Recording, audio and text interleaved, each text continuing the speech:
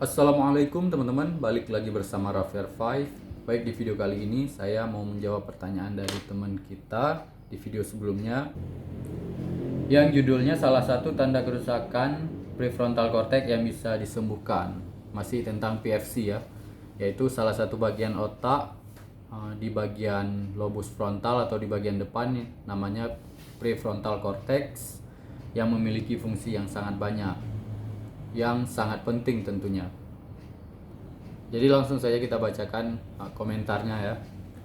Selain lakukan kegiatan positif, apalagi yang bisa membantu otak bisa sembuh karena PON? Adakah makanan atau obat yang bisa membantu menyembuhkan? Oke, itu dia pertanyaannya. Ya benar, memang PFC itu salah satu kerusakannya disebabkan oleh pornografi ya, karena kecanduan pornografi itu bisa merusak otak PFC, otak yang di bagian frontal yang fungsinya itu untuk kita mengontrol diri, mengontrol perilaku, untuk kita konsentrasi dan merencanakan sesuatu serta meraihnya. Intinya fungsi PFC itu sangat penting sekali ya. Salah satunya lagi yaitu menunda kepuasan karena kita ingin meraih sesuatu.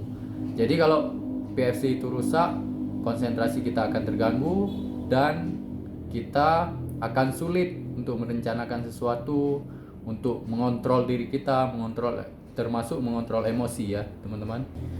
Selain itu, penyebab kerusakan PFC itu juga karena penyalahgunaan obat-obatan, nafza, narkoba, dan juga pernah terjadi karena trauma ya, benturan atau kecelakaan yang merusak otak bagian depan.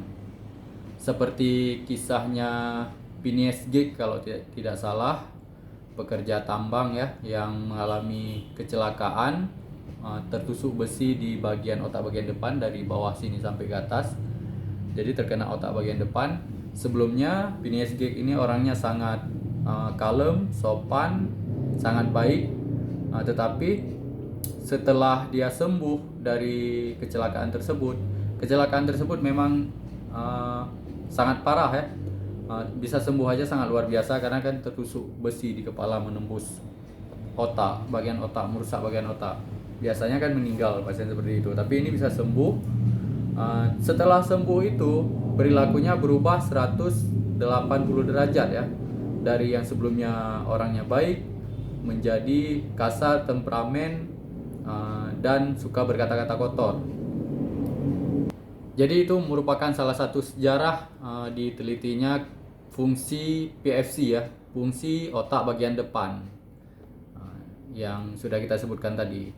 Dan sekarang ini banyak teman-teman yang menanyakan kerusakan karena PON ya.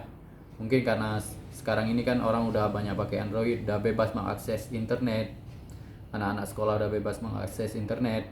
Jadi kan tanpa kontrol orang tua, pergaulan bebas atau apa namanya, akses internet yang terlalu bebas, sehingga menyebabkan masalah ini ya, mengganggu prestasi anak-anak usia sekolah tentunya. Baik, sudah jauh ya kita bicara, langsung kita kembali lagi ke pertanyaan ya. Selain kegiatan positif, apalagi yang bisa membantu otak bisa sembuh karena porn? Ini ditanya karena pornografi ya, kerusakan otak yang disebabkan pornografi. Kalau kegiatan positif udah kita jelaskan di video sebelumnya. Mungkin yang belum saya jelaskan, salah satunya lagi harus berpuasa ya.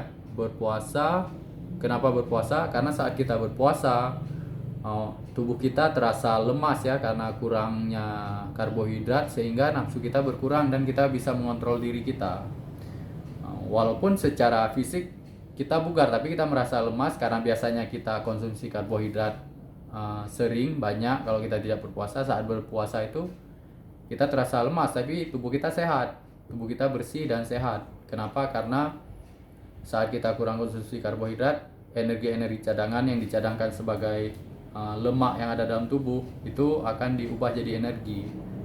Saat kita berpuasa terasa lemas, tapi efeknya badan kita sehat dan pikiran kita pun kalau badan sehat tentu kan akan jernih ya teman-teman, akan lebih mudah mengontrol hawa nafsu tadi.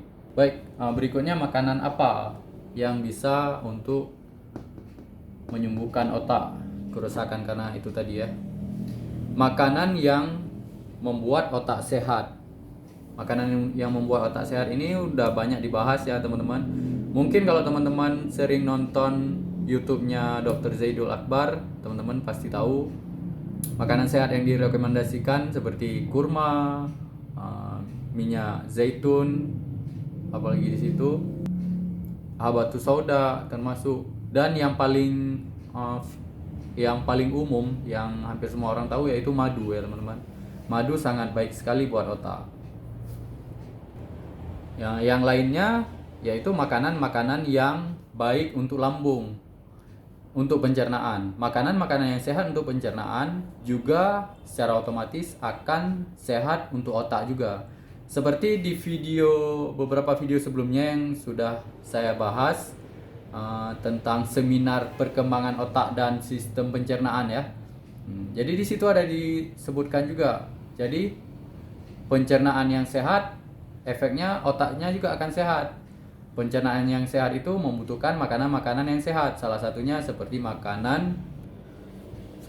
makanan prebiotik dan probiotik. Prebiotik itu makanan-makanan yang tinggi serat, yang susah dicerna sehingga melewati lambung masuk ke usus hingga ke usus besar yang tempatnya banyak bakteri baik yang menguntungkan tubuh. Jadi akan membuat bakteri-bakteri itu sehat sehingga menyehatkan sistem pencernaan. Dan probiotik itu adalah makanan-makanan yang difermentasi. Kalau prebiotik itu contohnya seperti sayur-sayuran ya, pisang dan lain-lain. Makanan-makanan yang sayur-sayuran dan buah-buahan yang belum mengalami pengolahan ya teman-teman. Kalau probiotik itu seperti makanan-makanan yang difermentasi seperti tempe, mungkin tape yang difermentasi menggunakan bakteri. Probiotik itu dalam makanan itu ada bakterinya, bakteri baik yang sehat untuk tubuh. Yogurt satu lagi. Jadi itu dia yang udah kita sebutkan tadi seperti kurma, madu, habatus sauda, minyak zaitun, makanan prebiotik dan probiotik, sayur-sayuran, dan juga makanan-makanan yang difermentasi seperti tempe, yogurt, tape. Di makanan sayur-sayuran dan buah-buahan ini yang belum mengalami pengolahan ya teman-teman. Dan cara menandakan makanan yang sehat untuk pencernaan salah satunya lagi yaitu yang belum mengalami banyak pengolahan. Misalnya seperti pisang. Pisang itu kan sangat sehat untuk pencernaan dan juga untuk otak. Tapi kalau udah diolah, digoreng, dicampur dengan tepung, itu manfaatnya akan berkurang. Jadi cara menandakannya yang masih sederhana makanannya, belum terlalu banyak diolah-olah. Saya rasa yang saya tahu kalau dari sisi makanan itu. Dan selain makanan yang sehat-sehat tadi, yang perlu kita perhatikan, yang sering kita konsumsi, cara mengonsumsinya juga sangat berpengaruh ya teman-teman. Misalnya cara mengonsumsi tadi, cara pengolahan sudah kita sebutkan. Cara mengonsumsinya kalau kita makan terlalu banyak juga, itu juga tidak sehat untuk otak, tidak sehat untuk sistem pencernaan. Karena saat kita makan terlalu banyak sekali makan, walaupun makanan itu sehat, akan susah juga dicerna. Misalnya kita makannya kekenyangan, otomatis kita kan susah untuk bernapas karena lambung kita terasa penuh. Dan juga misalnya kita makan kekenyangan seperti kurma atau makan makanan lain, karbohidrat misalnya ubi, itu kalau kekenyangan sekali makan banyak, kadar gula darah kita kan akan naik seperti ini. Kalau kita makan terlalu kenyang, dia naiknya seperti ini. Saat lapar ya turunnya seperti ini. Jadi bagaimana biar pencernaannya sehat?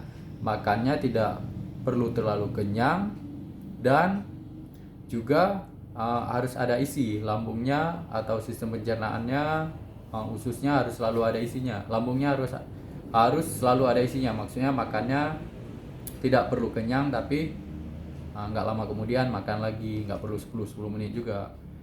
Ada makanan, ada cemilannya lah ya, cemilannya yang sehat-sehat seperti buah-buahan tadi.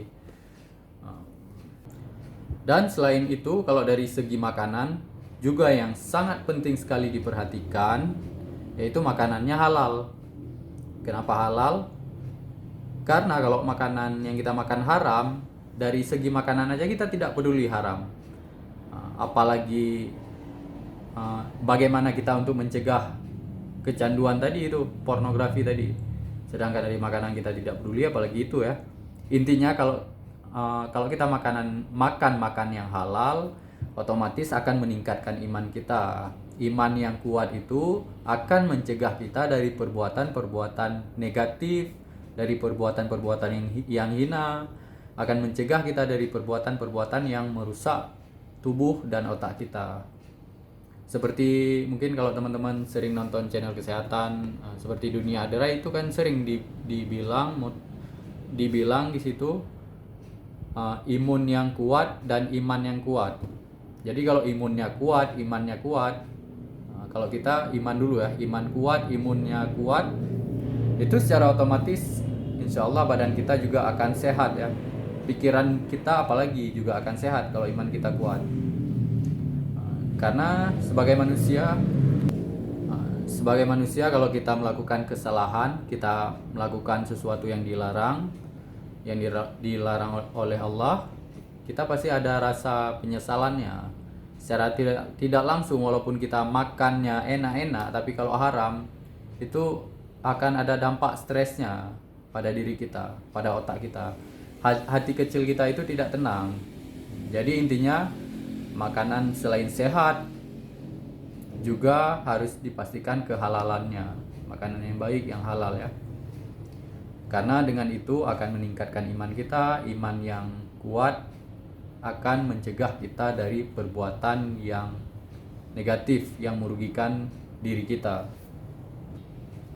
Kembali lagi teman-teman, jadi untuk menyembuhkan otak kita dari kecanduan itu pornografi tadi, pertanyaan ini merupakan sambungan dari video sebelumnya ya. Mungkin kalau teman-teman lihat video sebelumnya lebih mengerti lagi tentang yang saya jelaskan ini. Intinya kalau makanan kan udah kita jelaskan tadi. Selain itu, makanan itu hanya salah satu faktor utama ya. Kalau faktor lain tidak kita lakukan, seperti melakukan kegiatan-kegiatan yang positif, yang bisa menyehatkan kita. Kalau dari makanan udah tadi. Kegiatan lainnya yang perlu kita lakukan, ya kalau kita udah makannya udah sehat, pola hidupnya juga harus sehat. Misalnya harus olahraga, kurangi begadang, kalau bisa tidak usah bergadang ya. Bangun di pagi hari, ada tidur siangnya sedikit, sebentar walaupun setengah jam, itu baik juga untuk otak, bisa mengistirahatkan otak. Dan olahraga seminggu 3 kali lah kurang lebih, atau setiap hari 30 menit, tergantung kebutuhan orang tersebut ya. Kalau kita udah olahraga, itu walaupun kita makan lebih banyak lagi, akan sesuai ya, energi yang dikeluarkan dengan energi yang kita masukkan. Jadi untuk penimbunan lemaknya itu akan berkurang kalau kita olahraga lagi. Penimbunan lemak itu juga berbahaya untuk otak, karena kalau lemak udah tertimbun dalam tubuh kita, kolesterol, setelah itu kalau lemak udah tertimbun, secara otomatis ada faktor penyakit diabetes juga kan. Kadar gula darah juga akan tinggi. Jadi kadar gula dalam darah, ada lemak dalam darah, itu membuat aliran darah tidak lancar. Sedangkan darah itu berperan penting sekali untuk kesehatan seluruh tubuh termasuk otak, karena darah itu kan membawa nutrisi-nutrisi ke seluruh jaringan-jaringan sel yang ada dalam tubuh dan juga oksigen. Dan berikutnya, kalau bisa jangan merokok. Memang kalau teman-teman yang udah merokok dari masa sekolah itu sangat sulit meninggalkannya ya, karena udah kecanduan. Kalau kita kenapa jangan merokok? Karena rokok itu kan yang kita hisap, kandungannya kan banyak racun-racun atau asap-asap, zat-zat kimia yang kita hisap. Sedangkan paru-paru kita ini, tubuh kita membutuhkan udara yang bersih, oksigen yang bersih, yang dibutuhkan oleh sel-sel dalam tubuh termasuk otak. Tapi kalau kita merokok, oksigennya kan terkontaminasi dengan asap rokok tadi. Apalagi rokok itu ada zat-zat yang berbahaya bagi tubuh. Memang sih untuk menjaga makanan, diet, untuk tidak merokok bagi orang yang udah kecanduan itu hal yang sangat sulit sekali untuk dilakukan ya teman-teman. Walaupun teman-teman sudah tahu hal itu tidak baik untuk tubuh, tetap hal itu sulit dilakukan. Mungkin teman kita ini yang bertanya memang dia benar-benar ingin menyembuhkan kembali, atau ada teman atau keluarganya mungkin yang kerusakan otak, yang otaknya terganggu, ingin menyembuhkan kembali, ingin memiliki otak yang lebih sehat lagi. Sangat baik sekali itu tujuan yang sangat baik sekali. Kenapa? Karena otak adalah hal yang sangat berharga yang kita miliki ya teman-teman. Walaupun kita punya segalanya, misalnya selain punya harta yang berlimpah, kalau otak kita kurang maksimal kerjanya, itu semuanya akan sia-sia, semuanya tidak bisa kita nikmati dengan baik. Dan satu hal lagi, jadi kan di video sebelumnya atau sebelum-sebelumnya itu kan banyak pertanyaan tentang kerusakan otak, yang khususnya otak bagian prefrontal cortex, otak bagian depan yang fungsinya untuk mengontrol perilaku dan juga konsentrasi salah satunya. Cara mencegah itu semua dimulai dari diri kita, dari yang kita jelaskan tadi, intinya meningkatkan imun dan juga iman kita harus kuat. Tubuh yang sehat dan iman yang kuat tentunya teman-teman tahu caranya. Cuman keyakinan dan kemauan dalam hati kita harus besar ya teman-teman. Caranya kita jauhi hal-hal yang mengarah ke pornografi tersebut dari yang paling kecil, dari yang terkecil. Apa misalnya, jangan memperhatikan gambar-gambar yang membuat kita terpancing untuk melihat itu ya, melihat pornografi. Jangan melihat hal-hal yang membuat nafsu kita itu atau pikiran kita negatif. Bisa dari media sosial misalnya ada lewat-lewat di medsos, misalnya kita buka Facebook, YouTube atau apalah media sosial yang sering kita akses, ada lewat-lewat hal seperti itu, kita klik aja tidak tertarik atau laporkan, atau intinya jangan sering lewat lagi di beranda kita, karena itu akan memancing. Apalagi kita cari-cari ya teman-teman, kalau yang kita cari-cari itu nafsu yang kita cari, yang kita undang, itu akan sulit sekali kita kontrol, akan sulit sekali untuk menghilangkannya. Nah, seperti kecanduan tadi kan, itu kan karena diakses, karena dicari-cari pornografinya. Jadi kalau yang kita cari, yang kita undang, itu sulit untuk diusir ya. Intinya seperti itu. Usahakan jauhi dari hal-hal sekecil apapun yang mengarahkan ke hal-hal negatif tersebut, ke pornografi. Di sebelumnya ada juga yang tanyaan kecanduan PMO. Baru pernah dengar saya PMO.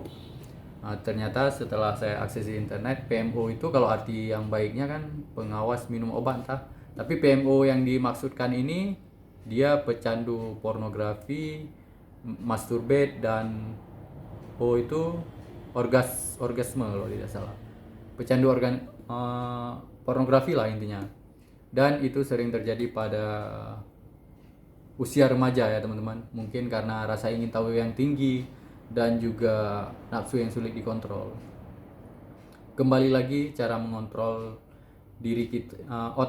Otak prefrontal cortex itu kan fungsinya untuk mengontrol perilaku kita. Jadi kalau tidak kita gunakan, dia akan semakin lemah. Apalagi tidak kita pakai sama sekali, dia fungsinya akan menciut, akan lemah, sehingga tidak berfungsi sama sekali yang paling parahnya. Tetapi kalau teman-teman masih ada keinginan, ada rasa penyesalan, ada keinginan untuk berubah menjadi lebih baik, ada keinginan untuk sembuh, itu berarti dia masih berfungsi, dan manfaatkan fungsi itu. Kontrol diri Anda. Kalau tidak dimanfaatkan lagi, nanti akan semakin rusak. Intinya itu ya teman-teman. Dan caranya yang lain ialah rencanakan kesuksesan ke depannya, kita ingin jadi apa, dan rencanakan dan raih ya. Raih, jadi pikiran kita ke situ. kita rencanakan ke depan menjadi apa. Kalau masih pelajar, belajar yang rajin, misalnya sukanya di bidang apa, hobinya apa, itu didalami ya teman-teman. Karena dengan mendalami hal tersebut uh, memunculkan kreativitas dalam otak kita, sehingga kita teralihkan dari pikiran-pikiran yang mengarah ke negatif tadi. Mungkin teman-teman ini yang hanya bisa saya sampaikan, semoga bermanfaat. Jangan lupa komentarnya ya teman-teman, karena di channel ini saya bukan bermaksud mengajarkan teman-teman, tapi berbagi pengalaman dan juga berdiskusi dengan teman-teman. Dengan berdiskusi seperti inilah saya bertambah ilmu, seperti tadi ada beberapa istilah yang saya tidak tahu. Dengan ada pertanyaan dari teman-teman dan diskusi dari teman-teman, dan juga ada bantuan dari teman-teman untuk menjawabnya ya, di kolom komentar, itu sangat bermanfaat sekali. Terima kasih telah bertanya, dan terima kasih banyak sudah menonton. Jangan lupa komentarnya untuk menyempurnakan video ini. Sampai jumpa di video berikutnya. Assalamualaikum.